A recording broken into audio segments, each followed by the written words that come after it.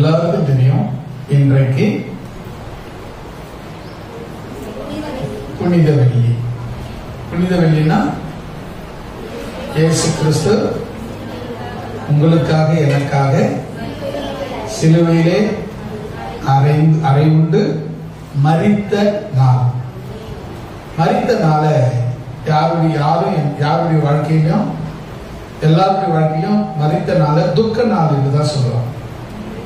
ஆனா இயேசு கிறிஸ்து மட்டும் மரித்த நாளை துக்க நாள்னு சொல்லாம புனித நாள் என்று சொல்றோம். காரணம், இன்னைக்கு நான் உயிரோடு இருக்கிறதுக்கு காரணம் இயேசு செத்ததுதான். இயேசு மட்டும் சாகாம இருந்திருந்தா நான் என்ன பண்ணிருக்க மாட்டேன், என் பாவத்துல நான் செத்து போயிருப்பேன். அவர் எனக்காக செத்ததுனால நான் இன்னைக்கு உயிரோடு இருக்கிறேன். ஒவ்வொருத்தரும், உங்க எல்லாருக்கும், எனக்கு மட்டும் இல்ல, உங்க எல்லாருக்கும் அதுதான் சரி. இப்ப நம்ம இன்னைக்கு இயேசு கிறிஸ்துவின் சிலுவை மரணத்தின் மூலமாக கற்றுக்கொள்ள வேண்டிய 7 காரியங்கள் அல்லது 7 பாடங்கள் என்று பார்க்க போகிறோம். இயேசு கிறிஸ்துவின் சிலுவை மரணத்தின் மூலம் கற்றுக்கொள்ள வேண்டிய 7 காரியங்கள் அல்லது 7 பாடங்கள் என்ற தலைப்பிலே தேவனுடைய வார்த்தையை நாம் பார்க்க போகிறோம். இயேசு கிறிஸ்து நமக்காக, அதாவது மனு குலத்துக்காக இந்த உலகத்திலே பிறந்தார். 30 வயது வரை அவர் இருக்கிற இடம் தெரியாமல் வாழ்ந்தார். 30வது வயதிலே ஞானஸ்தானம் எடுத்தார். 3.5 வருஷம் ஊழியம் செய்தார். 33 வயதிலே சிலுவையில் அடிக்கப்பட்டார், மரித்தார், உயிர்த்தெழுந்தார். அல்லேலூயா. அவருடைய ஊழிய காலம் எவ்வளவுனா வெறும் 3.5 வருஷம் தான். எவ்வளவு காலம் ஊழியம் செய்தாரு, எவ்வளவு காலம் செய்தாருன்றது முக்கியம் இல்ல, அவர் என்ன செய்தார், எப்படி செய்தாருங்கிறது மட்டும்தான் முக்கியம்.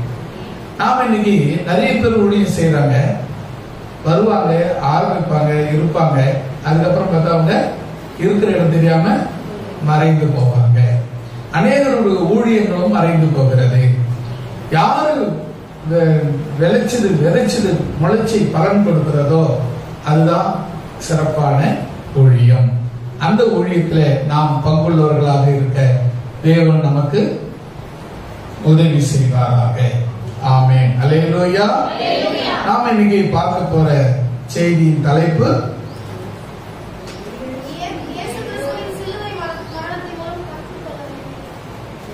அதுனா 7 பாடம் அல்லது 7 காரியங்கள். இதை நீங்க மறந்துடக்கூடாது. தலைப்பு இருந்தாதான், எனக்குலாம் தலைப்பு இருந்தாதான் பேசுவேன். தலைப்பு இல்லைன்னா என்னால பேசவே முடியாது. ஏன்னா அப்பதான் ஒரு இடத்துல நின்று பேச முடியும். இல்லைன்னா சில பேர் பார்த்தோன்னா பேசுவாங்க, எல்லாத்திலையும் கொஞ்சம் டச் பண்ணிட்டு அவங்களுக்கும் பேசுறவங்களுக்கும் புரியாது, கேட்கறவங்களுக்கும் புரியாது. அப்படி இல்லாம நாம பேசுறது பாத்தீங்கன்னா ஒரு தலைப்பு இருக்கும். அந்த தலைப்பு கீழே 3 வசனமோ 5 வசனமோ 7 வசனமோ ஒரு 10 வசனமோ எடுத்து பேசுவோம். போன நாள்ல 10 வசனங்கள் பேசணும். இரவு ஆராதனையில 6-7 வசனங்கள் பேசணும். அது எல்லாம் என்ன சொன்னா தலைப்போடு கூட ஒரு தலைப்பு இருக்கணும், அதுல நம்ம பேசணும். இன்னைக்கு நாம பேசப்போற தலைப்பு இயேசு கிறிஸ்து எனக்காக மரித்தார். அந்த மரணத்தின் மூலமாக நாம் கற்றுக்கொள்ள வேண்டிய பாடம் அல்லது 7 பாடம், 7 காரியங்கள் என்ற தலைப்பிலே நாம் தேவனுடைய வார்த்தைக்கு கடந்து போகலாம். மத்தேயு 26:39. மத்தேயு 26:39.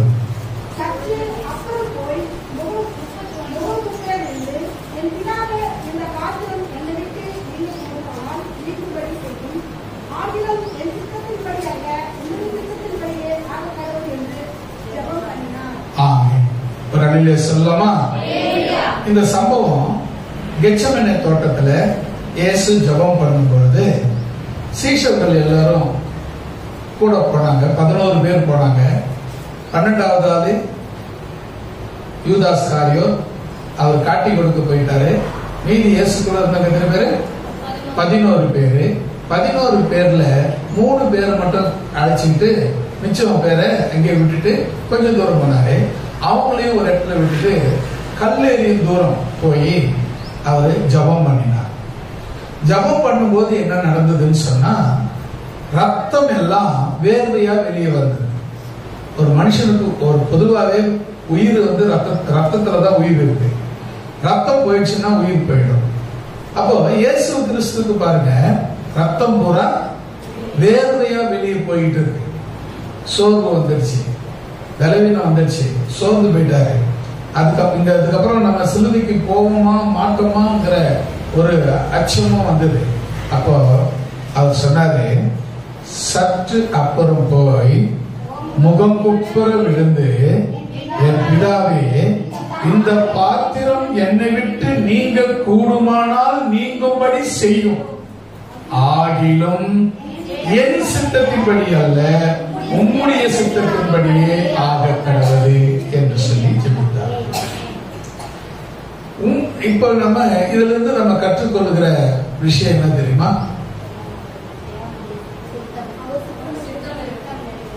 என் சித்தமல்ல உம் சித்தம் தேவா, என்னாலே அல்ல உம்மாலேயாகும். என் சித்தமல்ல உம் சித்தம் தேவா, என்னாலே அல்ல உம்மாலேயாகும்.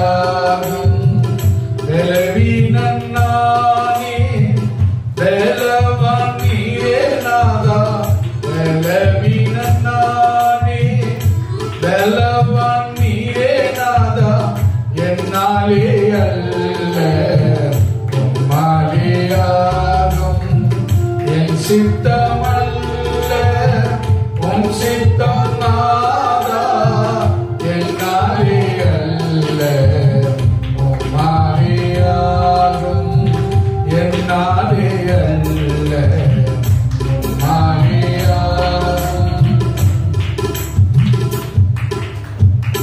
அல்லேலூயா. நம்ம ஒரு விஷயத்தை நாம இதுல கற்றுக்கொள்ளணும். என்ன அப்படின்னு சொன்னா, மரணமே நேரிட்டாலும் நாம நம்ம இஷ்டத்துக்கு செய்யக்கூடாது. அவ்வளவுதான், முடிஞ்சு போச்சு, மரணம் வரப்போகுது அப்படின்ற நிலைமை வந்தா கூட நாம என்ன செய்யக்கூடாது? நாம நம்முடைய விருப்பத்தை செய்யக்கூடாது. நாம தேவனுடைய சித்தத்தை செய்ய வேண்டும். அல்லேலூயா. எனக்கு தெரிஞ்ச ஒரு சகோதரி, அவங்களுக்கு ரொம்ப சிக்காயிட்டாங்க. அதாவது செத்துருவோம் அப்படின்ற ஒரு பயம் அவங்களுக்கு வந்துச்சு. இப்போ அவங்க சொந்தக்காரர், அதாவது அவங்க ஹஸ்பண்டை கூப்பிட்டு அவங்க சொல்றாங்க, நான் செத்துருவோம் போல இருக்கு, எனக்கு ரொம்ப நாளா அந்த வாத்துக்கறி மேல தான் அபாவா கிடக்கு, கொஞ்சம் வாத்துக்கறி வாங்கி கொடு அப்படின்னு சொன்னாங்க. வாத்துக்கறி சாப்பிட்றது தப்பு இல்லை, அது சாப்பிட்டாலும் எந்த குற்றமும் இல்லை பாவமும் இல்லை. ஆனா சாவர நேரத்துல நாக்கு ருசி கேட்குதுல்ல. ஒரு விஷயம் என்ன தெரியுமா? நாம எந்த சூழ்நிலை வந்தாலும் அந்த சூழ்நிலையிலிருந்து தேவனுடைய சித்தத்தை நாம் எப்படி நிறைவேற்றுவது, அதுதான் நம்ம கற்றுக்கொள்ள வேண்டும். இப்ப இயேசு கிறிஸ்து பாருங்க, கெத்செமனே தோட்டம், அங்க ஜெபிக்கிறார். சீஷர்களுக்கு சொல்றாரு, நீங்க கொஞ்ச நேரம் கண் விழிச்சு 1 மணி நேரம் கண் விழிச்சு ஜெபம் பண்ணுங்கப்பா அப்படின்னு சொல்லிட்டு போறாரு. அவங்க என்ன பண்றாங்க? தூங்கிட்டு இருக்காங்க. வந்து பாக்குறாரு, அவங்க என்ன பண்ணிட்டு தூங்கிட்டு இருக்காங்க. 1 மணி நேரம் விழித்திருந்து ஜெபிக்க கூடாதா என்று கடிந்து கொண்டு திரும்பி போய் ஜெபம் பண்றாரு. ஜெபம் பண்ணும்போது ரத்தம் எல்லாம் வேர்வையின் பெரும் துளிகளாக, ரத்தம் எல்லாம் வேர்வையின் பெரும் துளிகளாக வெளியேறி கொண்டிருக்கிறது. அப்போ ரத்தம் வெளியேற வெளியேற என்னாச்சுன்னா, உடல் சோர்வு, அசதி, அதாவது மரணம் குறித்த காரியங்கள் நடந்து கொண்டிருக்கிறது சரீரத்தில். சாக போற சூழ்நிலை ஏற்படுது. அப்போ நாமள இருந்தா எப்படியோ நம்ம விதி அவ்வளவுதான் அப்படின்னு நினைச்சு நம்ம சாவுக்கு ரெடி ஆயிடும். ஆனா இங்க கவனிச்சு பாருங்க, மரணமே நமக்கு நேரிட்டால் கூட நாம் என்ன செய்யலாம்? அது தேவனுடைய சித்தத்தின்படித்தான் நடக்க வேண்டும். அது ரொம்ப முக்கியம். மரணமே நேரிட்டாலும் கடைசி இடம் அதுதான், கடைசியா அதுதான். கடைசியா மரணம் நமக்கு நேரிடுவதாக இருந்தாலும், ஆமா செத்து போன பேரு எப்படி செத்தோம், எப்படி போனோம், என்ன பண்ணோம் அப்படின்னு நம்ம யாரா பாத்துக்கினா இருக்காங்க அப்படின்னு நினைக்கிறாங்க. இன்னைக்கு எல்லாருக்கும் அப்படிதான். ரட்சிக்கப்படுறதுக்கு முன்னவர்கள நான் கூட, ஆமா இவர் போய் சொர்க்கத்துல போய் நான் வந்து நேர சொர்க்கத்துக்கு வரும்னு எழுதி வச்சுட்டு வந்துக்கிறாரு. சொர்க்கம் நரகம்னு பேசுறவங்க எல்லாம் அப்படி பேசியிருக்கிறாங்க. சொர்க்கத்துக்கு போகணும், மோட்சத்துக்கு போவோம், மோட்சத்துக்கு போனோம்னா இப்படி இருக்கணும், இப்படி செய்யணும் அப்படின்னு சொல்லுவாங்க. அப்ப நான் கேட்பேன், அந்த 20 வயசுல தான், 20 வயசுக்கு முன்னதான் எல்லாமே. 20 வயசுல நான் இயேசு ஏற்றுக்கொண்டேன். அதுக்கப்புறம் அந்த கேள்வி நான் கேட்கல. 20 வயசுக்கு முன்னர, அதாவது ஏற்கனவே 18 இருந்து 20, 2 வருஷத்துக்கு ரொம்ப அடாவடி, அராஜிகம், பெரியவங்க சின்னவங்க அந்த மரியாதை எல்லாம் கிடையவே கிடையாது. யாரு கேட்டாலும் அவங்களுக்கு பதில் கேள்வி கேட்பேன். இது எப்படி, இது ஏன் வந்தது, இது என்ன விஷயம் அப்படின்னு கேட்பேன். அப்போ இது மாதிரி சொல்லும்போது, நான் சொர்க்கம் நரகம் இந்த மோட்சம் இதெல்லாம் சொல்லும்போது நான் அவங்கள்ட்ட கேட்டேன், நீ எப்போ போயிட்டு திரும்பி வந்த, அங்க மோட்சம் இருக்கிறத பாத்தியா, அங்க சொர்க்கத்தை நீ பார்த்துட்டு வந்தியா, சொர்க்கம் எப்படி இருக்கு, சொர்க்கத்தை பத்தி உனக்கு என்ன தெரியும் அப்படின்லாம் கேட்பேன். அவங்க அதுக்கு பதில் சொல்ல முடியாது. அதனால பண்ணுங்க, இவங்ககிட்டலாம் விருந்தாவாதம் பண்ண முடியாது அப்படின்னு என்கிட்ட சொல்லிட்டு போயிடுவாங்க. எப்பா நான் அந்த பேச்சை விட்டுறேன்பா, என்கிட்ட பேசி அவங்களால முன்னுக்கு வர முடியாது. எனக்கு அதுக்கு இன்னொரு பதில் சொன்னா அதுக்கு இன்னொரு குறுக்கு பண்ணிக்காங்க. இதனாலேயே அவங்க என்ன பண்ணுவாங்க, என்னை விட்டு எஸ்கேப் போயிடுவாங்க. ஏன்னு சொன்னா, நானும் இயேசு கிறிஸ்துவை ஏற்றுக்கொள்ளுகிற வரை அப்படித்தான். இயேசு கிறிஸ்துவை ஏற்றுக்கொண்ட பிறகுதான் தெரியுது வாழ்க்கைனா என்ன, நாம எப்படி வாழணும், ஏன் வாழணும், எதற்கு வாழணும், எதுக்கு நமக்கு குடும்பம், நமக்கு எதுக்கு சந்ததி, இது எல்லாமே இயேசு கிறிஸ்துவை ஏற்றுக்கொண்ட ஒரு மனிதனுக்கு தான் இந்த விவரங்கள் முழுமையாய் தெரிய வருகிறது. மற்ற அதுக்கு முன்ன எனக்கு அதை பத்தி கவலை இல்லை, அக்கறை இல்லை, அதை பத்தி யோசிக்கவும் இல்லை. எல்லாருடைய வாழ்க்கையிலும் அப்படித்தான். எப்போ ஒரு மனுஷன் இயேசு கிறிஸ்துவை சந்தித்து வாழ ஆரம்பிக்கிறாங்களோ அன்னிலிருந்து தான் அவங்களுக்கு ஒரு வாழ்க்கையே ஆரம்பமாகிறது. அப்பதான் நமக்கு எல்லாம் தெரிகிறது, எல்லாம் கிடைக்கிறது. இப்போ பாருங்க, இப்ப கடைசி வாழ்க்கையில கடைசி பகுதி வந்து மரணம், எல்லாரும் நினைக்கிறது. ஆனா ரட்சிக்கப்பட்டவங்க கடைசி பகுதிங்கிறதே லைஃப்ல இல்லைன்னு சொல்றாங்க. மரணம்ங்கிறது கடைசி கிடையாது. எல்லாரும் என்ன சொல்றாங்க, மரணம் அவள்தான் செத்து போச்சு, செத்துட்டாங்க, அவள்தான் முடிஞ்சு போச்சு அப்படின்றாங்க. ஆனா கிறிஸ்துவ வாழ்க்கையில தான் மரித்த பின்பு உயிர்த்தெழுதல் உண்டு, திரும்ப உயிரோடு 1000 வருஷம் வாழப் போகிறோம் என்கிற நம்பிக்கையை வேத புத்தகம் கொடுக்கிறது.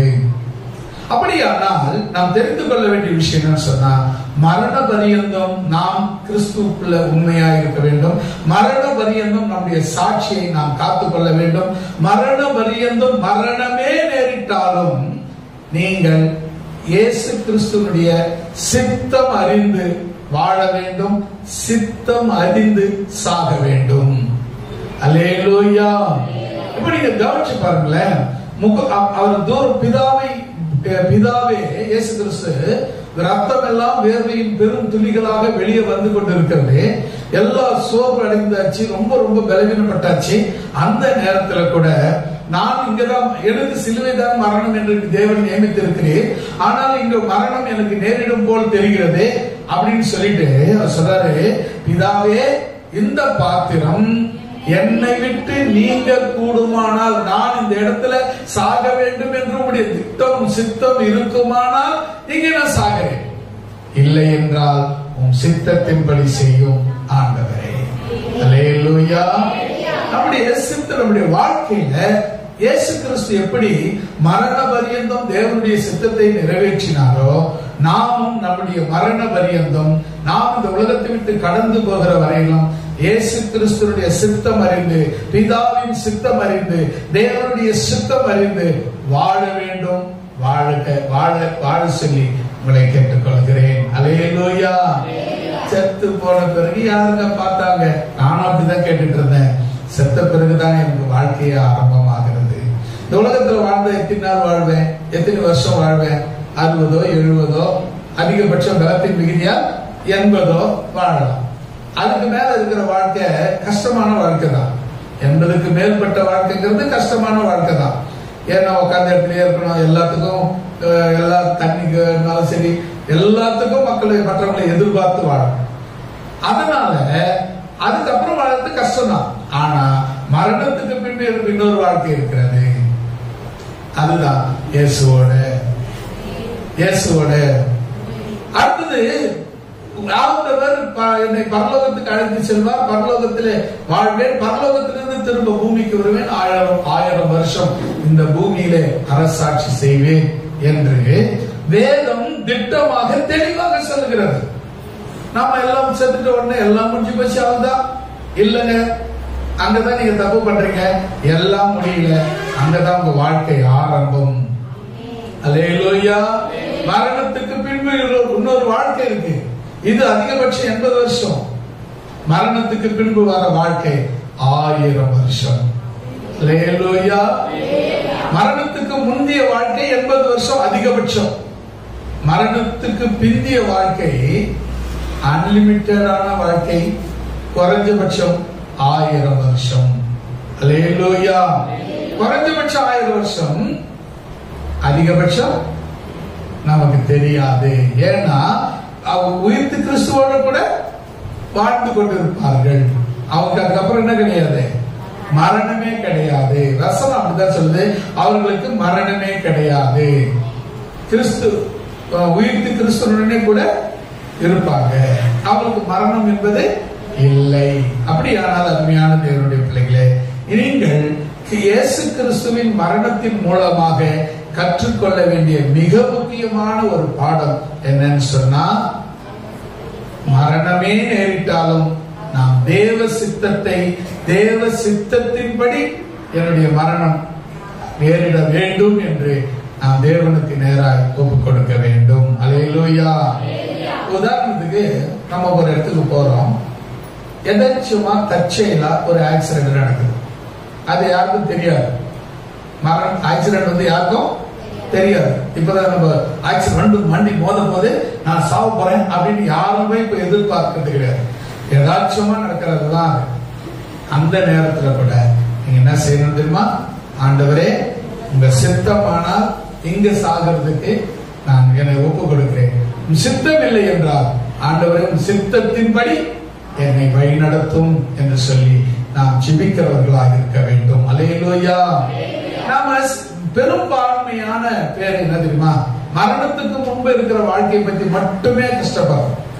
மரணத்துக்கு முன்பு இருக்கிற வாழ்க்கையை மட்டுமே யோசிக்கிறோம். மரணத்துக்கு முந்தைய வாழ்க்கையை மட்டும்தான் வாழ்க்கையா நினைக்கிறோம். ஆனா மரணத்துக்கு பின்பு ஒரு வாழ்க்கை இருக்கிறத அதை பற்றி கவலையே கிடையாது.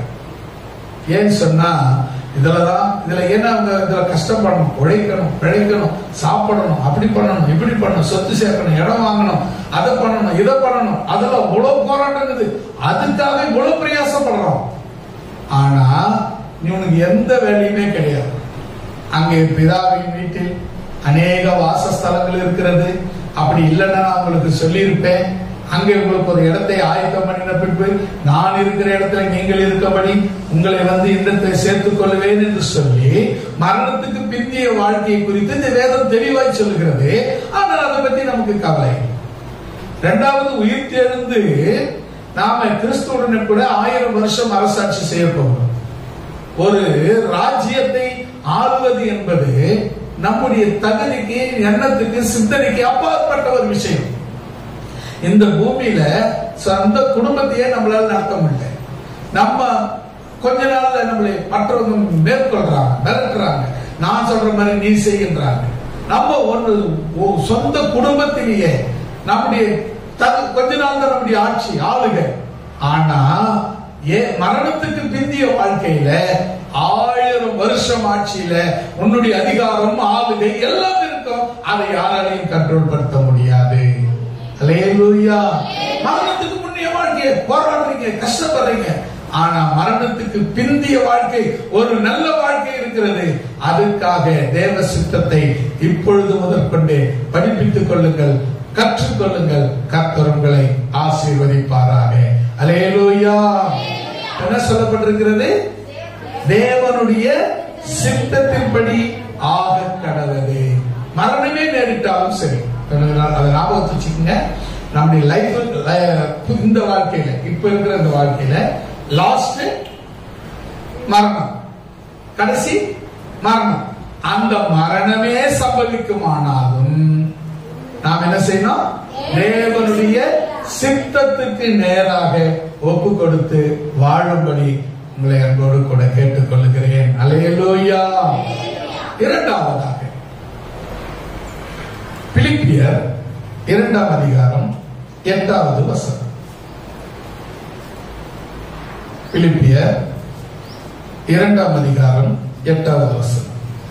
அவர் மனுஷ ரூபமாய் காணப்பட்டு, ஆண்டவர் இயேசு கிறிஸ்து மனுஷ ரூபமாய் காணப்பட்டு மரண பரியந்தம், அதாவது சிலுவையின் மரண பரியந்தம் கீழ்ப்படிந்தவராகி தம்மை தாழ்த்தினார். சிலுவையின் மரண பரியந்தம் தம்மை தாழ்த்தினார். தாழ்மை, கீழ்ப்படிதல். இரண்டாவது நீங்க கற்றுக்கொள்ள வேண்டிய விஷயம் கீழ்ப்படிதல். யாருக்கு கீழ்ப்படியணுமோ அவங்களுக்கு கீழ்ப்படிந்துதான் ஆக வேண்டும். எனக்கு எல்லாம் தெரியும், நான் ஏன் கீழ்ப்படியணும்? எங்க அப்பாவுக்கு தெரியுது எல்லாமே எனக்கு தெரியும், எங்க அப்பாவுக்கு நான் ஏன் கீழ்ப்படியணும்? எங்க அப்பாவை விட நான் பெரிய ஆளாயிட்டேன். படிப்புல, தகுதியில, பணத்துல, ஆசீர்வாதத்துல, நன்மையில, எல்லாத்திலுமே நான் தகுதி ஆயிட்டேன். நான் ஏன் கீழ்ப்படியணும் அப்படின்ற கேள்வி கேட்கக்கூடாது. அப்பாவன், அவர் அப்பானாக்கா நீ பிள்ளை, அவருக்கு கீழ்ப்படிய வேண்டியது உன்னுடைய கடமை. அல்லேலூயா. இந்த கீழ்ப்படிதல் என்பது இயேசு கிறிஸ்துவிடத்திலிருந்து கற்றுக்கொள்ள வேண்டும். எதுவரையிலுமா? மரண பரியந்தம் நீங்கள் கீழ்ப்படிதல் உள்ளவர்களாக இருக்க வேண்டும். கீழ்ப்படிதல் இருந்தா தான் நீங்க என்ன பண்ண முடியும்? அடுத்த மேற்படிக்கு போக முடியும். கீழே படியே இல்லைன்னு வச்சுக்கோங்க, மேற்படி ஏற முடியுமா? ஏற முடியாது. அப்ப முதல்ல உங்களிடத்துல கீழ்ப்படிதல் வேணும். கீழ்ப்படி தேவை. கீழ்ப்படியணும். கீழ்ப்படியணும். யாருக்கு கீழ்ப்படினோம்? ராஜாக்களுக்கு கீழ்ப்படினோம். அவன் நம்ம ஆள்றவங்க நமக்கு தகுதியே இல்லைங்க. என்ன ஆள்றதுக்கு அவனுக்கு தகுதியே இல்லை. அவன் ஆல்ரெடி ராஜாவை ஆயிட்டான்னா, அவன் ஆளுக்கு நீ உட்பட்டு இருக்கிறன்னா நீ அவனுக்கு கீழ்ப்படிந்து தான் ஆக வேண்டும். நம்ம ஊர்ல பாத்தீங்கன்னா சில நேரத்துல ஒவ்வொரு பகுதி மக்களுக்கு அந்த எலெக்ஷன்ல தலைவரா நிக்கிற போஸ்ட் கொடுப்பாங்க. ஒரு நேரத்துல உயர்ந்த ஜாதி என்கிற மக்களுக்கு கொடுப்பாங்க.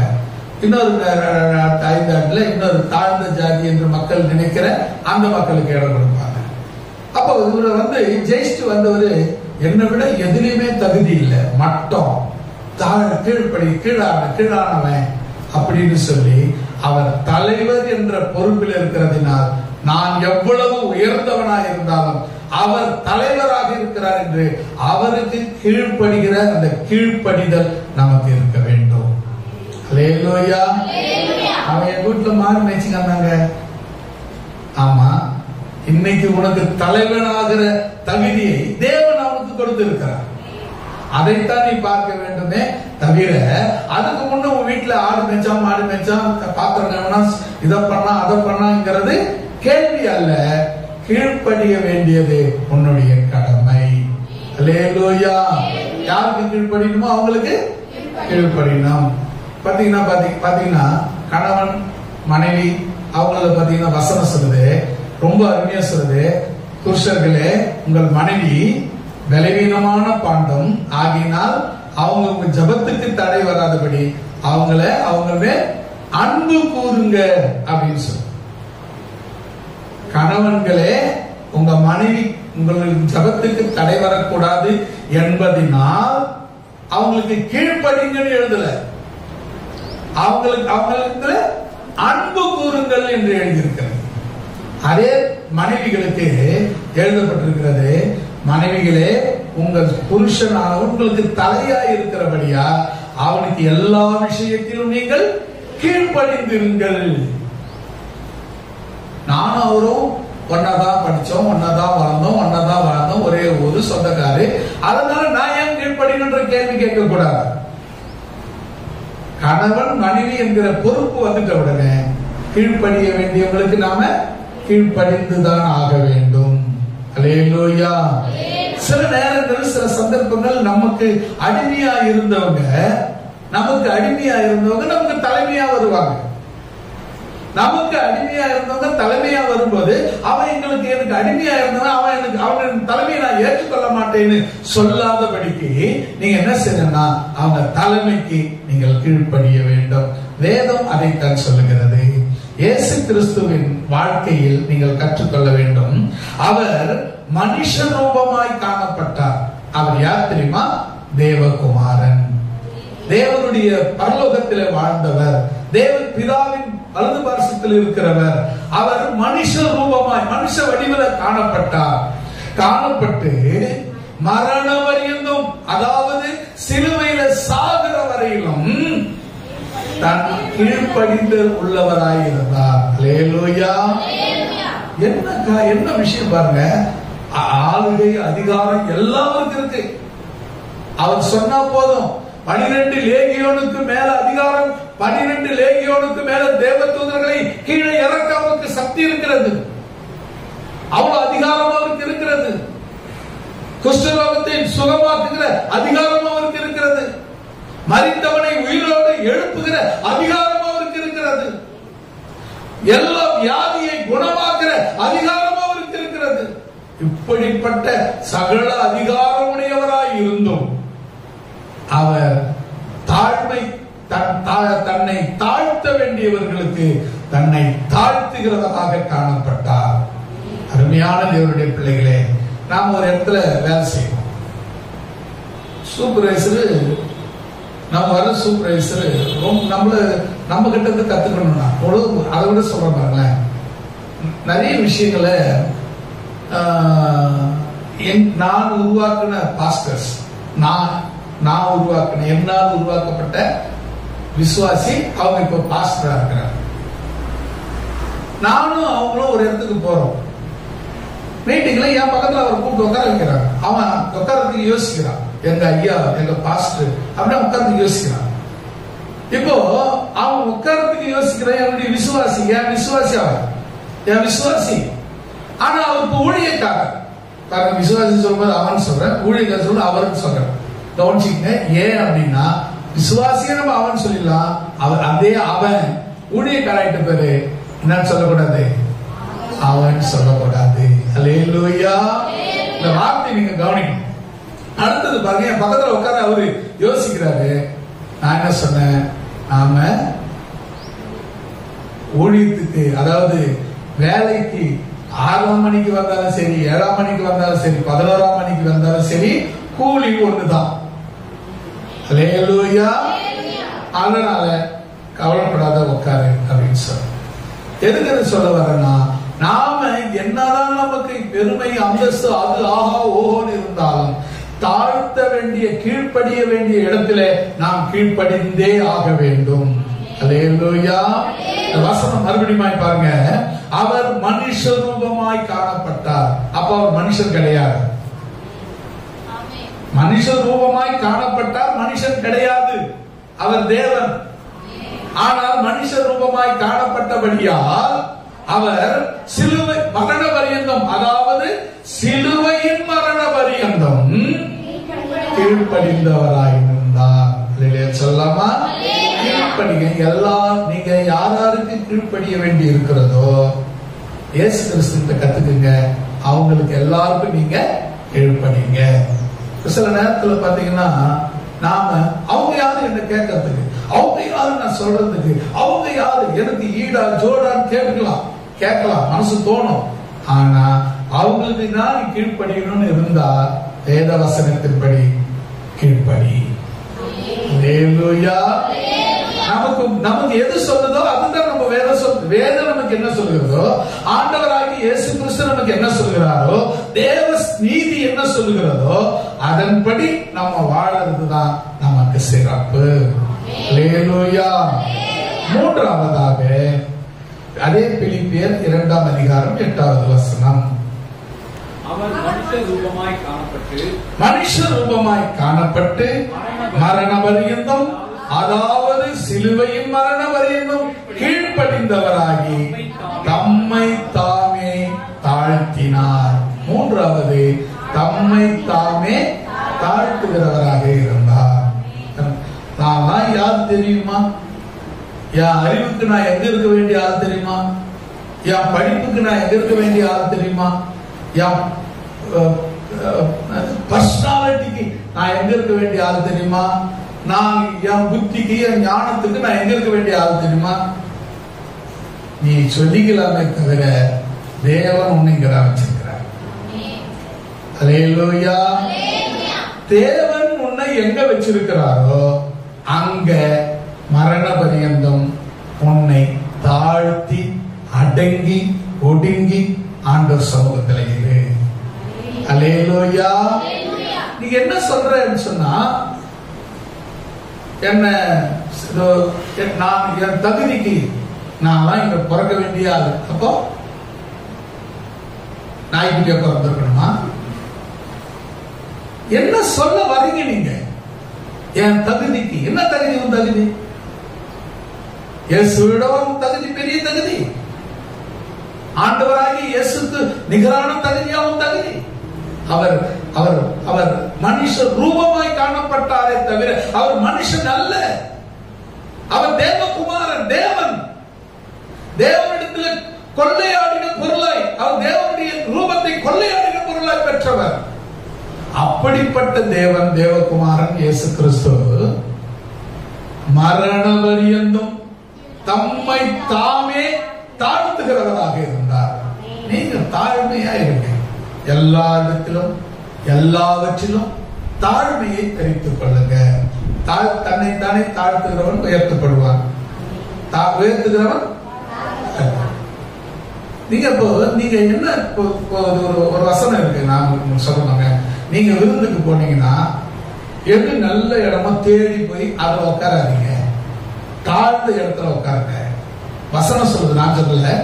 அப்போ உன்னை கல்யாணத்துக்கு அழைச்சவன் பார்த்துட்டு, ஏன்பா நீங்க உட்காந்துக்கிற, நீ வா இங்க வந்து பெரிய நல்ல இடத்துல உட்காரு அப்படின்னு சொல்றதுதான் உனக்கு மேன்மை.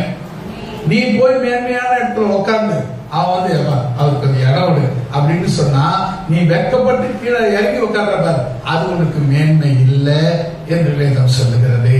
அப்ப நீங்க தெரிஞ்சுக்க வேண்டிய விஷயம் என்னன்னா, தாழ்த்துங்க. எது வரலாம்? மரண பரியந்தம். எப்படி தாழ்த்தணும்? தம்மை தாமே தாழ்த்தினது போல நீங்க உங்களை தாழ்த்துங்க. மற்றவங்க தாழ்த்துறதுக்கு இடம் கொடுக்காதீங்க. மற்றவங்க உங்களை தாழ்த்த கூடாது. நீங்க உங்களை தாழ்த்தி கொள்ளலாம்.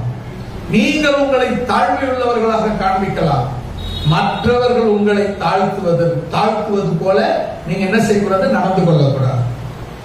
வந்து நான் இருக்கிறேன், என்ன நான் தாழ்த்திக்கல, நான் என்ன தாழ்த்திக்கிறேன், நான் அந்த அளவுக்கு படிக்கலைங்க, எனக்கு அந்த அளவுக்கு வசதி இல்லைங்க அப்படின்னு தாழ்த்திக்கலாம்.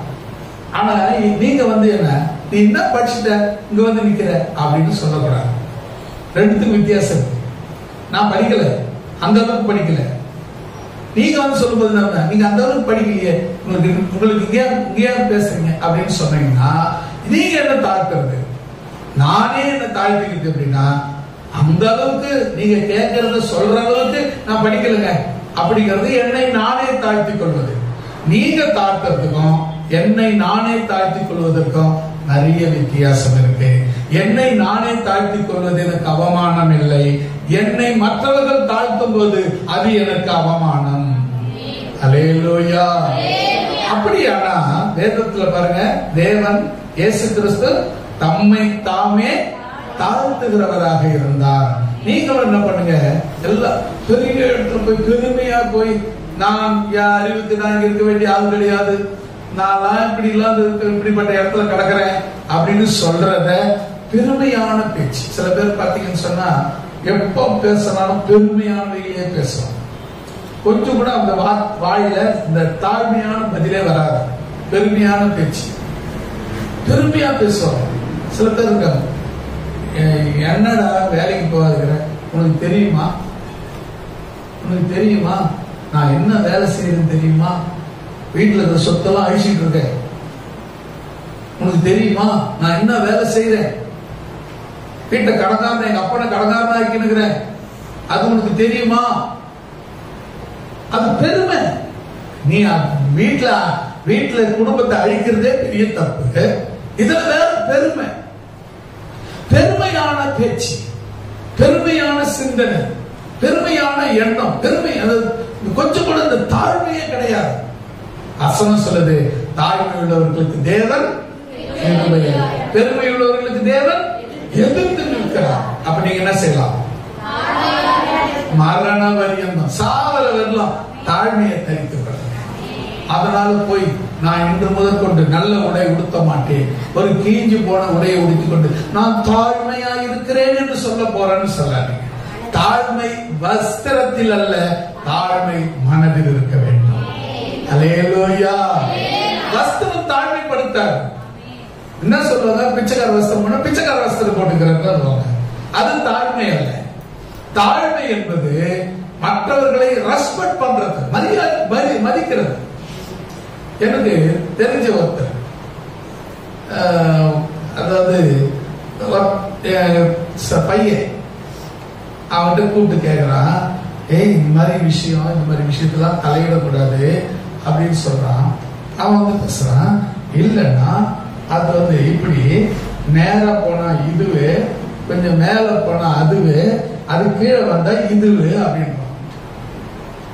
நான் என்ன பண்ணேன்னா, சரிடா நீ என்ன சம்பாதிச்ச? பதில் சொல்லல. திரும்ப அங்கதான் ஆரம்பிக்கிறான். மேல போனா அதுவே, கீழே வந்தா இதுவே, நேரா போனா இதுவே அப்படின்னு சொன்ன. அது இருக்கட்டா, நீ சொல்ல விட்டாலே சொல்றதுக்கு நீ என்ன சம்பாதிச்ச? 1000 ரூபாய் சம்பாதிச்ச, 2000 ரூபாய், 1 லட்சம் சம்பாதிச்ச, 2 கோடி சம்பாதிச்ச, இது சொல்றதுக்கு ஒரே வார்த்தை சொல்றதுக்கு திரும்ப நீ இங்க வரணும். இப்படி போனா மேல, இப்படி போனா கீழே, இப்படி போனா நேரா அப்படி சொல்ல வேண்டிய அவசியம் இல்ல. அது என்ன போக்கு காண்பிக்குதுன்னா, பெருமையான போக்கை காட்டுகிறது. தன்னை தாழ்த்த அந்த தம்பிக்குன்னா இல்ல, கொஞ்சம் கூட மனம் இல்லை, தான் செய்யறது குற்றம் என்று உணர்வில்லை. அப்படியானா நீங்க நல்லா தெரிஞ்சுக்கீங்க, உங்களை மரண பரியந்தம், அதாவது சிலுவையின் மரண பரியந்தம் உங்களை தாழ்மைப்படுத்திக் கொள்ளுங்கள். தம்மை தாமே தாழ்த்தி தராசில் வைத்து நிறுத்திக் கொள்ளுங்கள். அல்லேலூயா. என்ன நடக்கிறது? நாம என்ன நினைக்கிறோம், என்ன நடக்கிறது, அது ரொம்ப முக்கியம். பெருமையா பேசலாம். நான் யார் தெரியுமா? யாரு? நான் யார் தெரியுமான்னு கேட்டோன்னா அவர் கேட்கிறாரு, நீ யாருப்பா அப்படின்னாரு. நான் அப்படின்னு இழுக்கிற கொஞ்சம். ஏன் அது? என்ன பெருமை பேசி என்ன பண்ண போற? என்ன நடக்குதுங்க? உனக்கு இயேசுவை விட நீ பெருமையானாலா? அவர் தேவனுடைய குமாரனாய் இருக்கிறதை கொள்ளையாடின பொருளாய் கொண்டவர். அப்படி அவரை விட நீ பெரியாளா? இயேசுவை விட நீ பெரியாளா? உன்னை ஏன் தாழ்த்த முடியாதா? தாழ்த்தக்கூடாதா? தாழ்மை உள்ளவர்களுக்கு தேவன் கிருபை அளிக்கிறார். தாழ்மையா இருங்க, தாழ்மையை தரித்துக் கொள்ளுங்க. இயேசு கிறிஸ்துவின் மரணத்தின் மூலமா நீங்க கற்றுக்கொள்ள வேண்டிய 3வது பாடம் தாழ்மை. அல்லேலூயா. 4வதாக எபேசியர் 5ஆம் அதிகாரம் 2வது வசனம்.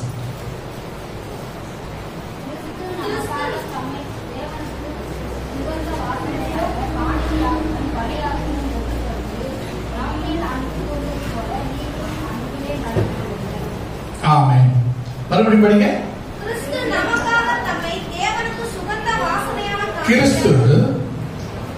கிறிஸ்து நமக்காக தம்மை தேவனுக்கு சுகந்த வாசனையான காணிக்கையாகவும் பலியாகவும் ஒப்பு கொடுத்து நம்மில் அன்பு கூர்ந்தது போல நீங்களும் அன்பிலே நடந்து கொள்ளுங்கள். 4வது அன்பு. இப்போ நீங்க அன்புனா என்ன? அன்புன்னா அன்புதான். அப்படின்னா என்னன்னு கேட்டா எப்படி சொல்றது? நீங்க பாத்தீங்கன்னா நீங்க யோசிச்சுப்பாங்களேன், அன்புங்கிறது பல இடத்துல வித்தியாசப்படும். அப்பாவுக்கும் பிள்ளைக்கு இருக்கிற அன்பு அந்த இடத்துல அது வித்தியாசப்படும். அதே நேரத்தில் கணவனும் மனைவிக்கு இருக்கிற அன்பு அது முற்றிலும் வித்தியாசப்படும். நண்பர்கள் ஒருத்தருக்கு ஒருத்தர் இருக்கிற அன்பு அதுவும் முற்றிலும் வித்தியாசப்படும். நேசிக்கிற ஒருத்தர் நேசிக்கிறாங்க, அவங்களுக்குள்ள இருக்கிற அன்பு அது முற்றிலும் வித்தியாசம். இப்ப அன்பு பாத்தீங்கன்னா ஒரே மாதிரியா இருக்கிறது கிடையாது. அந்த கணவன் மனைவிக்கு இருக்கிற அன்பு அது வித்தியாசமானது. அந்த அன்புக்கு அந்த வேற எந்த அன்பு அதுக்கு இணையாக முடியாது இல்லையா? அதே போல கடவுளுக்கும் மனிதனுக்கும் உள்ள அன்பு அதுவும் வித்தியாசமானது. அந்த அன்புக்கு நம்ம பக்தின்னு பேர் சொல்றோம். அந்த அன்புக்கு பக்தின்னு பேர் சொல்றோம். கணவன் மனைவிக்கு உள்ள அன்பு தாம்பத்தியம், அதாவது கணவன் மனைவியாக இருக்கிறார்கள் என்று சொல்றோம். அதாவது கூட பிறந்தவங்க அவங்க மேல இருக்கிற அன்பு சகோதர சகோதரி அன்பு, கூட பிறந்தவங்க. அந்த அன்பை பாருங்க, அன்புன்றது ஒரே ஒண்ணுதான். ஆனா இடத்துக்கு ஏற்ற மாதிரி ஆளுக்கு ஏற்ற மாதிரி அது என்ன பண்ணுது, மாற்றிக்காங்க. ஃப்ரெண்ட்ஸ் அவங்க மேல நம்ம அன்பு. சில பேர் வீட்டுல இருக்கிறவங்களை விட ஃப்ரெண்ட்ஸ் மேல ரொம்ப மதிப்பு மரியாதை வச்சிருப்பாங்க. வீட்டுல இருக்கிறவங்க கூட ஷேர் பண்ணிக்க மாட்டாங்க, ஃப்ரெண்ட்ஸ் கிட்ட ஷேர் பண்ணிக்குவாங்க எல்லா விஷயத்தையும். அதே நேரத்தில் அவங்க ரெண்டு பேருக்கும் உடச்சிக்கின்னு வச்சுக்கிட்டீங்களா, இவர் ஃபுல் டீட்டெயில அவங்க காத்துல பார்க்க. அதே குடும்பத்துல சொல்லி பாருங்க, எவ்வளவு உடச்சின்னு போனாலும் வெளியே ஒரு விஷயமும் போவாங்க. அதனால கூடுமான வரை ஃப்ரெண்ட்ஷிப் கிட்ட இருக்கிற அன்பை விட உங்க குடும்பத்துல இருக்கிற ஒரு அன்பு இருக்கு பாத்தீங்களா, அது ரொம்ப பெஸ்ட். குடும்பத்துல இருக்கிறவங்க நீங்க ஃப்ரெண்ட் ஆக்கிக்கீங்க. யோசிங்க, நேசித்து பாருங்களேன். நம்ம வெளியே இருக்கிற ஆள ஃப்ரெண்டு, இந்த பொண்ணு இன்னொரு பொண்ணு என் உயிர் தோழி அப்படின்னு சொல்றாங்க. எவ்வளவு நாளைக்கு? 2 பேருக்கும் முட்டிக்கிற வரலாம். முட்டிச்சுன்னா உன் அண்டவாளத்துல அவங்க தண்டவாளத்துல ஏத்தின்னு இருப்பாங்க. நீ அவங்க வண்டவாளத்துல நீ தண்டவாளத்துல ஏத்தி இருப்ப. இதுக்கு தான் உயிர் தோழியா உயிர் தோழனா. அங்க என்ன ஆயிடும்? அதே நேரத்துல உங்க விஷயத்தை பூரா உங்க குடும்பத்துக்கு தெரியும். உங்க 2 பேருக்கும் உங்க குடும்பத்துல இருக்கிறவங்களுக்கு சண்டை வந்துச்சு. இவங்க போய் மெனக்கிட்டு போய் வீடு வீடா உட்காந்து, என் பையன் இருக்கிறானே, என் பொண்ணு இருக்கிறாளே, அவன் இப்படிப்பட்டவ சொல்லுவாங்க. சொன்னா அவங்க மேலாந்து படுத்துக்கின்னு அவங்க மேலே காய் தூக்கிற மாதிரி தான். மேல அனாந்து பார்த்து காய் முடிஞ்சா எச்சத்து பண்ணா யார் மேல வரும்? அவங்க மேலதான் வரும். அப்போ நீங்க பாருங்களேன், ஃப்ரெண்ட்ஷிப் என்ற உறவை விட குடும்பங்கிற உறவு ரொம்ப பாதுகாப்பான உறவு. அல்லேலூயா. ஃப்ரெண்டு வேணும், அதுக்காக நான் ஃப்ரெண்டே வேணாம்னு சொல்ல மாட்டேன். ஃப்ரெண்டு வேணும் சில டைம் பாஸ்க்கு. நீங்க பாத்தீங்கன்னா ஒரு ஸ்கூல் படிக்கும் போது இந்த ஃப்ரெண்டு, காலேஜ் படிக்கும் போது இருக்காரு. காலேஜ் படிக்கும் போது இருந்த ஃப்ரெண்டு குடும்பமான பிறகு இருக்காரு. குடும்பமான போது இருந்த ஃப்ரெண்டு நீ முடியும் போது இருக்காரு. ஃப்ரெண்டு மாறும், குடும்பம் மாறாது. அல்லேலூயா. நீ சின்ன பையனா இருக்கும் போது இருந்த ஃப்ரெண்டு மாறி பெரியவனான பிறகு வேற ஃப்ரெண்டு வந்தாங்க. அந்த அடுத்தது குடும்ப வாழ்க்கைக்கு வந்த பிறகு வேற ஃப்ரெண்டு மாறுறாங்க. எல்லாம் மாறி மாறி மாறி போயிடும். ஆனா மாறாத ஒரு உறவு எதுன்னு சொன்னா குடும்பம் தான். அல்லேலூயா. நீ என்ன பண்ணாலும் எது பண்ணாலும் தாங்கிக்கிட்டு அட்ஜஸ்ட் பண்ணிக்கிட்டு உன் கூடவே டிராவல் பண்ற அன்பு, அந்த அன்புக்கு நிகரானது எதுவுமே கிடையாது. அல்லேலூயா. நீங்க பாருங்க, இந்த வசனத்துக்கு வந்துடலாம். அது போயிட்டு இருந்தாக்கா நான் பாட்டு போயின்னே இருப்பேன். வசனத்துக்கு வந்துடலாம். 2வது வசனம், கிறிஸ்து நமக்காக தம்மை தாமே தேவனுக்கு சுகந்த வாசனையாக காணிக்கையாக ஒப்பு கொடுத்தது போல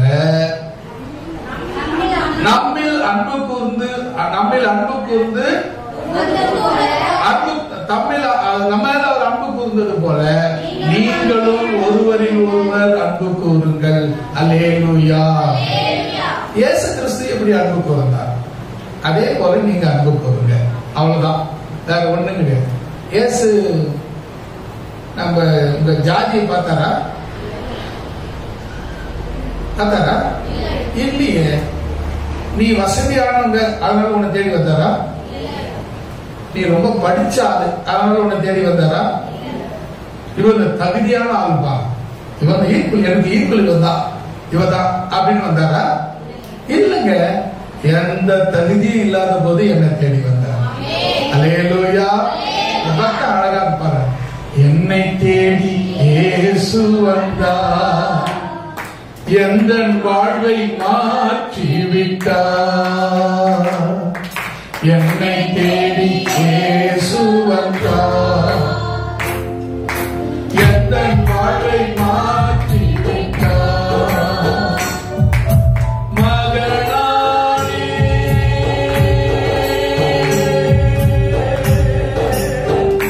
நான், மகனானே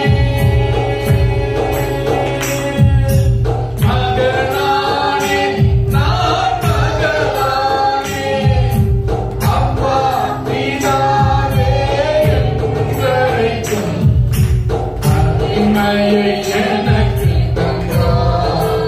அப்பா பிதாவே என்றழைக்கும் உரிமையை எனக்கு தந்தார். என்னை தேடி இயேசு வந்தார், எந்த வாழ்வை மாற்றி வைத்தார். என்னை தேடி இயேசு வந்தார், எந்த வாழ்வை மாற்றி வைத்தார். அல்லேலூயா. பாருங்க, நீ எப்படி இருந்தாலும் அவர் உன்னை தேடி வருவார். ஏன்னா உன்னை அவருக்கு முன்னமே எழுதி வச்சிருக்கிறார். உன் பேரை அவர் முன்னமே குறிச்சு வச்சிருக்கிறார். முன்னமே நீ அவருக்கு வேணும்னு அவருக்கு குறிப்பிட்டுட்டார். அதனால நீ எவ்வளவு தூரம் ஓடினாலும், எவ்வளவு தூரம் போனாலும், எங்க போய் ஒளிஞ்சாலும் உன்னை விடவே மாட்டாரு, தேடி வருவார். அல்லேலூயா. அன்பு இருக்கு பாத்தீங்களா? அது பாத்தீங்கன்னா 1 கொரிந்தியர் 13 அதிகாரத்துல அன்பு எல்லாத்தையும் தாங்கும், அன்பு சகலத்தையும் சகிக்கும், சகலத்தையும் தாங்கும், சகலத்தையும் எல்லாம். அந்த அன்புக்கு நிகரானது உலகத்துல எதுவுமே. அந்த அன்பை தேவன் வைத்திருக்கிறார். அல்லேலூயா. அந்த அன்பு, நிகரில்லாத அன்பை தான் தேவன் உன் பேரில் வைத்திருக்கிறார். அல்லேலூயா. ஒரு பக்தர் அழகா பண்ணார். எந்த நிலையில் நான் இருந்தாலும் என்னை வெறுக்காதவர் என் இயேசு ஒருவரே, என் நேசர் ஒருவரே. எந்த நிலையில் என்னை வெறுக்காதவர் என் இயேசு ஒருவரே, என் நேசர் ஒருவரே. கடனாளியாய் நான் இருந்தால் பலர் வெறுப்பார்கள், கடனாளியாய்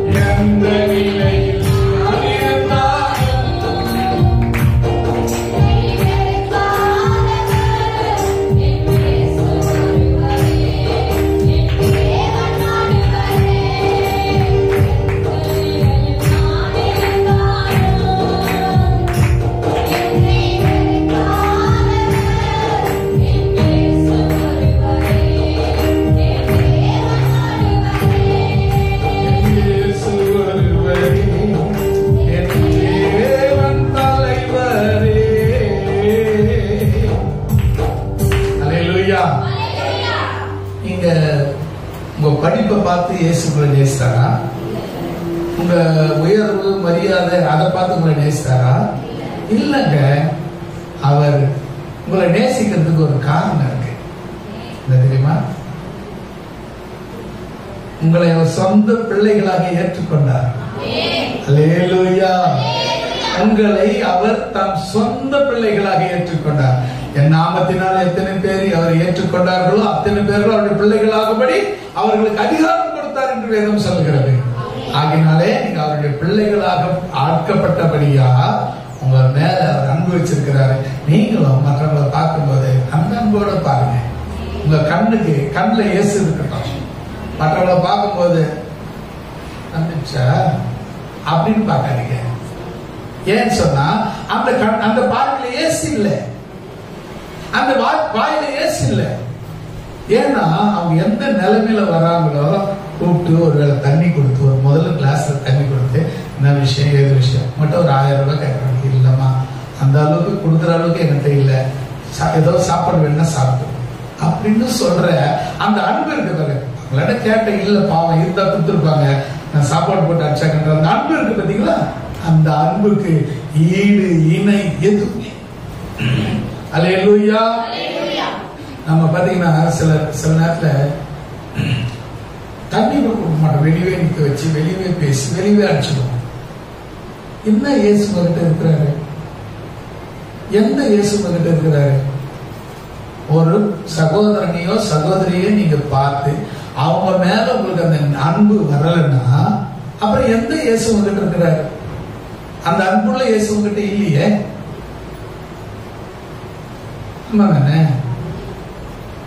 ஒரு பக்தம் பாடினாரு, அன்பு இல்லா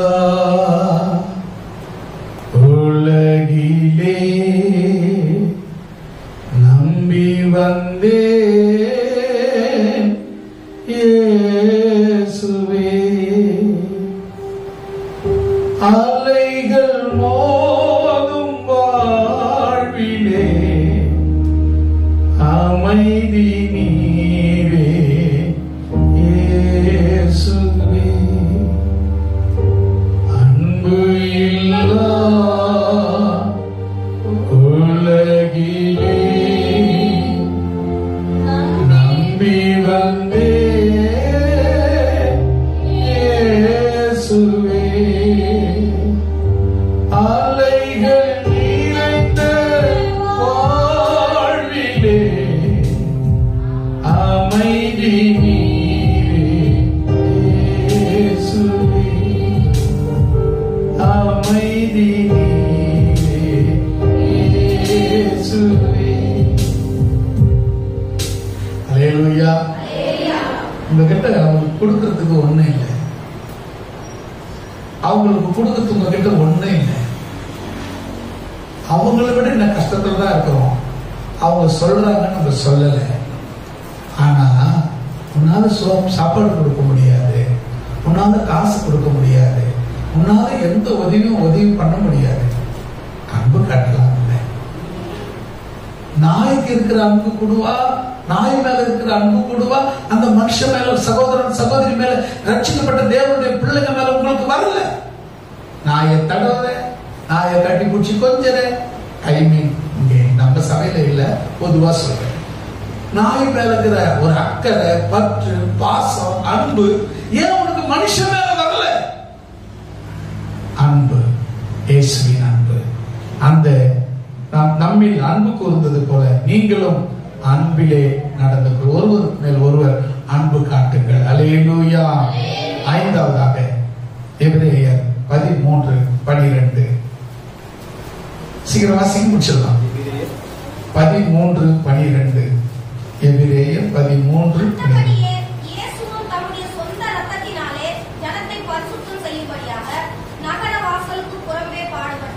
ஆமென். 5வதாக நம்மை பரிசுத்தப்படுத்தும்படியாக, சொந்த ரத்தத்தினாலே நம்மை பரிசுத்தப்படுத்தும்படியாக நகர வாசலுக்கு புறம்பே, அவர் புறம்பே தள்ளிட்டாங்க. அவரை உங்களை பரிசுத்தமாக்கணும்ன்றதுக்காக அவர் அவமானப்பட்டார், உங்களை பரிசுத்தமாக்கணும்ன்றதுக்காக அவர் பாடுபட்டார், உங்களை பரிசுத்தப்படுத்தணும்ன்றதுக்காக அவர் அடிகளை பட்டார். உங்களை பரிசுத்தப்படுத்தணுங்கிறதுக்காக அவர் காயப்பட்டார். உங்களை பரிசுத்தம், நீங்க பரிசுத்தம் பரிசுத்தம் பரிசுத்தம். எதுக்கு இந்த பரிசுத்தம்? ஏதுக்கு இந்த பரிசுத்தம்? இந்த பரிசுத்தத்தினால இதெல்லாம் ஆகுப்பதா? பரிசுத்தம் இல்லாமல் ஒருவனும் தேவனிடத்தில் சேர முடியாது. நீ தேவனிடத்துல சேரணும்னா பரிசுத்தம் வேணும். அந்த பரிசுத்தத்தை உனக்கு கொடுக்கும்படி அவர் நகர வாசலிலே பாடுபட்டார். அல்லேலூயா. வசனத்தை பாருங்க, ரத்தத்தினாலே ஜனத்தை பரிசுத்தப்படுத்தும்படியாக நகர வாசலுக்கு புறம்பே பாடுபட்டார். அல்லேலூயா சொல்லமா. ஐந்தாவதாக, நீங்கள் பரிசுத்தம் அடைய வேண்டும். ஒவ்வொரு நாளும் நம்மை பரிசுத்தப்படுத்த வேண்டும். யாருக்கு ஏற்ற பரிசுத்தம்? தேவனுக்கு ஏற்ற பரிசுத்தம். நம்ம சகோதரர் இருக்கிறார், அவர் சும்மா ஜார்ஜூலாம் பண்ணுவாரு, அவருக்கு ஏற்ற பரிசுத்தம் இல்லை. அது பார்த்தா பொய்யா பேசி நடக்குது, அதுக்கேற்ற பரிசுத்தம் கிடையாது. உன் தேவனுக்கு ஏற்ற பரிசுத்தம் உனக்கு வேண்டும். ஏன் அப்படின்னா, இந்த உலகத்துல நீ யாரு கூட வேணாலும் சேரலாம், ஆனா தேவனோடு சேரணுங்கிறது மட்டும்தான் பெரிய பொறுப்பு உனக்கு. அல்லேலூயா. ஒவ்வொரு நாளும் நீ தேவனோடு ஐக்கியமா இருக்கணும். ஜெபம் பண்றேன் பண்றீங்களா? ஜெபம் பண்றேன் சொல்றீங்க, ஆனா பரிசுத்தமா பண்ணீங்களா? ஏன்னா தேவனோடு சேர்ந்து ஜெபம் பண்ணதான் ஜெபம். நீங்க தேவனே இல்லாத ஜெபம் பண்ணது ஜெபம் கிடையாது. உங்க ஜெபத்துல தேவன் இல்ல, அன்பு இல்ல, பரிசுத்தம் இல்ல, தேவ கிருபை இல்ல, எதுவுமே இல்லாத பண்ணினா ஓல டப்பாசு தான் அது. ஆனா தேவனோடு சேருகிறது போல உன் ஜெபம் இருக்க வேண்டும்.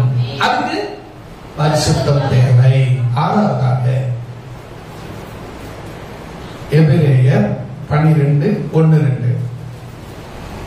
ஆகையால் மேகம் போன்ற இத்தனை திரளான சாட்சிகள் நம்மை சூழ்ந்து கொண்டிருக்க, பாரமான யாவற்றையும் நம்மை சுற்றி நெருங்கி நிற்கிற பாவத்தையும் தள்ளிவிட்டு, விசுவாசத்தை துவக்குகிறவரும் விசுவாசத்தை முடிக்கிறவருமாய் இருக்கிற இயேசுவை நோக்கி நமக்கு நியமித்திருக்கிற ஓட்டத்தில் பொறுமையோட ஓடக்கடவோம். அவர் தமக்கு முன் வைத்திருந்த சந்தோஷம். இரண்டாவது வசனம், அவர் தமக்கு முன் வைத்திருந்த சந்தோஷத்தின் பொருட்டு அவமானத்தை எண்ணாமல் சிலுவையை சகித்து தேவனுடைய சிங்காசனத்தின் வலது பார்சத்தில் வீற்றிருக்கிறார். என்ன விஷயம்னா, சில நேரத்தில் கொஞ்சம் சின்ன கஷ்டம் வந்தா போதும், ஐயோ கஷ்டம் வந்துச்சு, ஐயோ கஷ்டம் வந்துச்சு, ஐயோ கஷ்டம் வந்துச்சு. நீங்களாம் ஏசப்பா பிள்ளைங்க தானா? அப்படின்னா நீங்க ஏசப்பா பிள்ளைங்க தான் உண்மைன்னா இந்த வசனத்தை மனசுல ஞாபகம் வச்சுக்கோங்க. என்ன தெரியுமா? ஆண்டவர் தமக்கு முன் வைத்திருந்த சந்தோஷத்தின் பொருட்டு, தமக்கு முன் வைத்திருந்த சந்தோஷத்தின் பொருட்டு அவமானத்தை எண்ணவில்லை, சிலுவையை சகித்து தேவனுடைய சிங்காசனத்தில் வலது பார்சத்தில் உட்கார்ந்தார். அல்லேலூயா. உங்களுக்கு முன்ன வச்சிருக்கிற அந்த பரலோக ராஜ்யத்தில் பங்கு பெறும்படி உங்களுக்கு என்ன கஷ்டம் வந்தாலும், என்ன பாடு வந்தாலும், என்ன நிந்தனை வந்தாலும் அதை சகித்து, இயேசுவின் நாமத்தினால் அதை சகித்து நீங்கள் கடந்து செல்ல வேண்டும். ஏன் என்று சொன்னால், உங்களுக்கு பெரிய வழி நன்மை வைக்கப்பட்டிருக்கிறது. இந்த பாடுகள் வழியாகத்தான் நீங்கள் கடந்து போக வேண்டும் என்றால், அந்த பாடுகள் வழியாக நீங்கள் கடந்து போகத்தான் வேண்டும். ஐயோ இந்த பாடு வந்துச்சு, நான் இந்த இடத்துல மட்டும் எகிரி வச்சு போயிடுறேன்னு சொன்னீங்கன்னா அந்த நீ நன்மையை பெற்றுக் கொள்ள முடியாது.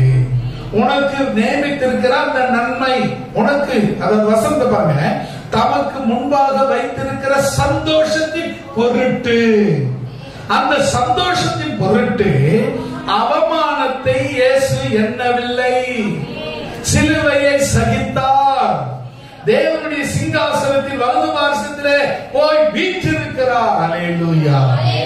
இப்ப என்னன்னா, சின்ன கஷ்டம் வந்துச்சு, ஒண்ணு இல்ல, ஒரு அம்மா சர்ச்சுக்கு வரல. நம்ம சர்ச்சுக்கு எப்பவுமே நிக்காத, இது வரலையே அப்படின்னு சொல்லிட்டு எனக்கு வராதவங்களை பத்தி எப்பவுமே யாரும் கவலைப்பட மாட்டாங்க. எப்பவுமே ரெகுலரா வரவங்க வராத போயிட்டு தான் கவலைப்படுவாங்க. ஹாஸ்டலுக்கு பொதுவாக சகோதரி ஒரு ஞாயிற்றுக்கிழமை கூட விடாத வந்துருவேன், திடீர்னு என்ன காணோம் அப்படின்னு சொல்லிட்டு தேடி போற, பாவம் என்னாச்சோ ஏதாச்சோ, ஒரு ஞாயிற்றுக்கிழமை கூட நிற்காத போயிட்டு போனா, என்னம்மா ஏமா சர்ச்சுக்கு வர, அதை ஏன் கேட்குறீங்க பாஸ்டர், ஐயோ இவங்களா பெரிய பம்பளம் ஆயிட்டாங்க பொழுது நினைச்சுன்னு சொல்லுமா, என்னம்மா விஷயம், ஒரு கையாளுடைய இது குத்தனம் பாஸ்டர், ஊக்கு குஞ்சிச்சு பாஸ்டர்,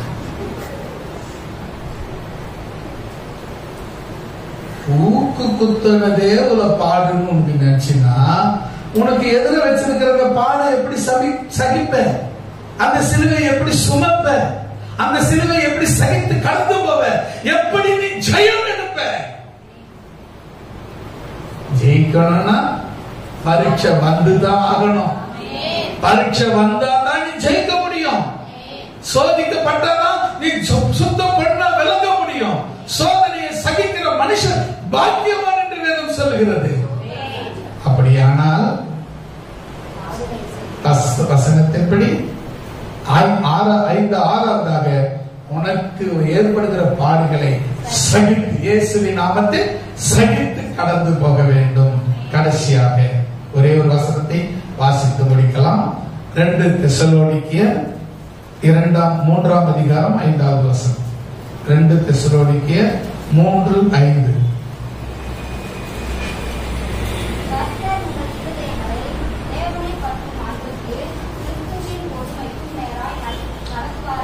ஆமென். படிக்கலாமா? கர்த்தர் உங்களை, உங்கள் இருதயங்களை தேவனை பற்றும் அன்புக்கும் கிறிஸ்துவின் பொறுமைக்கும் நேராக நடத்துவாராக. கடைசியாக பொறுமை. பொறுமை இருக்கணுங்க. நம்ம சொல்லுவாங்க பொம்பளைன்னா அப்ப ஆம்பளைன்னா அது இருக்கக்கூடாதுன்னு அர்த்தமா. ஆண்டவருடைய பார்வையில ஆண் பெண் என்ற வித்தியாசம் இல்ல. எல்லாருக்கும் பொதுவானது என்ன தெரியுமா? பொறுமை இருக்கணும். ஒரு கணவன் மனைவி 2 பேரும் சண்டை போட்டுக்கிறாங்க. ரொம்ப ஏட்டிக்கு போட்டு சண்டை போட்டு கொழுந்து விட்டு ஏற்றிக்குது சண்டை. போய் கேட்கிறாரு, என்னப்பா விஷயம்? இவர் இந்த விஷயத்துக்கு ஒருத்தர் போய் நடுவில் போயிட்டு அமைத்தி என்னன்னு கேட்கிறாரு. இவர் இதை சொல்றாரு, அவங்க ஒண்ணு சொல்றாரு.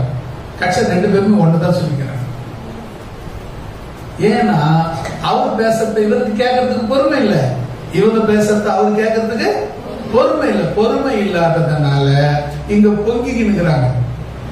அருமையான தேவனுடைய பிள்ளைகளை, முதல்ல பேசுறத பொறுமையா கேட்டுக்குங்க.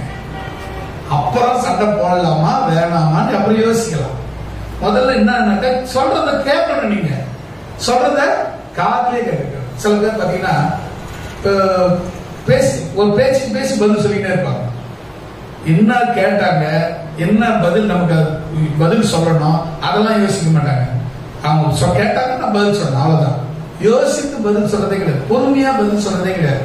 வந்து சாப்பிட்டியா, என்ன பதில் சொல்லணும், உடனே சாப்பிட்டாச்சு. அவர் கேட்டதுக்கு என்ன சொல்லணும், பொறுத்து என்ன கேட்டாரு அப்படின்னு, சாப்பிட்டாச்சு சாப்பிட்டாச்சு தானே கேட்டாரு, அதான பதில் சொல்லி சாப்பிட்டாச்சு. என்னன்னா நீங்க அவங்க சொல்லி கேட்டு முடிக்கிறதுக்குள்ள பதில் சொல்லக்கூடாது, நின்று நிதானிச்சு பதில் சொல்லணும். அதுக்காக கேட்டாங்க, நான் 1 மணி நேரம் பொறுத்து வந்து பதில் சொல்றேன் அப்படின்னு இருக்கக்கூடாது. பொறுமைங்கிறது அப்படியாவும் இருக்கக்கூடாது. பொறுமைங்கிறது கேட்க சொல்றத முதல்ல கேட்டுக்கணும். கேட்டுக்கு இப்ப நான் பேசிட்டு இருக்கேன், 1 மணி நேரமா பேசிட்டு இருக்கேன். உங்க எல்லாருக்கும் பொறுமைசாலியா நான் நினைக்கிறேன். அதான் உட்காந்து கேட்டுட்டு இருக்கீங்க. அதனால கேட்டீங்களா இல்ல வேத வசனம் கேட்டீங்களா? புரியுது? வேத வசனம்னு கேட்டீங்களா, பொறுமை இருந்ததுனால கேட்டீங்களா? பதில பாத்தீங்களா? பொறுமை இருந்ததால வேத வசனத்தை கேட்டாங்களாம். எங்கடா வேத வசனம் கேட்டேன், நான் உங்ககிட்ட பொறுமை இல்லை அப்படின்னு சொல்லிட்டு போறேன்ட்டு பதில எப்படி கூட்டி குறைச்சி கூட்டி பெருக்கி வளர்த்து சொல்றாங்க பாருங்க. இதுதான் நீங்க கிரேட். கர்த்தர் உங்களை ஆசீர்வதிப்பார். கடைசியாக நீங்க பொறுமை உள்ளவர்களாக இருக்க வேண்டும். பெருமை உள்ளவர்களாக அல்ல, பொறுமை உள்ளவர்களாக இருக்க வேண்டும். பொறுமை, அதாவது சொல்லுவாங்க, ஒரு பழமொழி சொல்லுவாங்க, பொறுத்தவன் பூமி ஆண்டான். அப்போ நீங்க பொறுமை கடலிலும் தெரியுது. பொறுமை, இப்படி பொறுமையை பத்தி நிறைய விஷயங்கள் இருக்கு. பொறுமைங்கிறது எல்லாத்தை விட பெருசு. அல்லேலூயா. பொறுமைக்கு ஒரு மரியாதை உண்டு. ஆனா அதுக்காக எதிர்பார்ப்பு மாதிரி இருக்கக்கூடாது. எவ்வளவு அதனாலும் அப்படின்னா அது சட்டப்படாத இருக்கும். நீங்க வண்டியில வண்டி ஓட்டு, நம்ம ஊர்ல வண்டி ஓட்டி பாருங்களேன். சென்னையில தான் அப்படிப்பட்ட மக்கள் நம்ம பார்த்துருக்கிறோம். இப்ப நீங்க ரோட்ல வண்டி ஓட்டுவாங்க, 6 வண்டி ரோட்ல நடு ரோட்ல போவாங்க, 6 சொல்லிட்டு அப்படியே போறாங்க. வண்டிக்கு ஒதுங்கணும்ன்ற ஒரு மனித தன்மை கூட அவங்க கிட்ட இல்லவே இல்லை. அப்படின்னா இருக்கிற இடத்துல போய் அவங்க என்னன்னா பொறுமையை இழந்துட்டாங்க. வண்டி ஓட்டுறவங்க அதை விட பாருங்க, அவங்க ஒதுங்கல இல்ல, அது கூட என் போட்டி போனாங்க. அப்பதான் ஐக்கியம் அது இன்னும் எதிர்பார்ப்பு மாதிரி போயிட்டு கேட்டு கேட்டு கேட்டு அது மாத்து போச்சு. எனக்கு இது அடிச்சு இதுக்கு மாத்து போச்சு. என்ன இல்லை தெரியுமாங்க? பொறுமை இல்லை. பொறுமை. அருமையான தேவனுடைய பிள்ளைகளை, இந்த 6-7 பாடங்களை வாழ்க்கையில நடைமுறைப்படுத்துங்க. கர்த்தர் உங்களை ஆசீர்வதிப்பார். 10 நிமிஷம் அதிகமாயிடுச்சு, கஷ்டப்படாதாங்க. ஏன்னு சொன்னா இந்த சொல்லி முடிச்சோம்னா 5ஓட நிறுத்தலான்னு பார்த்தேன். 2 விஷயம் நிறுத்தினா அது சொல்ல முடியாது போயிடும். ஆகிய இந்த 7 காரியங்கள் என்னென்ன சொல்ல பார்க்கலாம். மரணமே ஆனாலும் தேவ சித்தத்தின்படி செய்ய வேண்டும். 2வது கீழ்ப்படிதல் இருக்க வேண்டும். 3வது தம்மை தாமே தாழ்த்தினது போல நீங்க தாழ்மை உள்ளவர்களா இருக்க வேண்டும். 4வது அன்பு, இயேசுவின் அன்பு உங்களுடைய இருதயங்களிலே நிலைத்திருக்க வேண்டும். பரிசுத்தம் உங்களுடைய இருதயங்களிலே நிலைத்திருக்க வேண்டும். பாடுகளை, உங்களுக்கு உண்டான பாடுகளை சகித்துக் கொள்ள வேண்டும். 7வது பொறுமையை தரித்துக் கொள்ள வேண்டும்.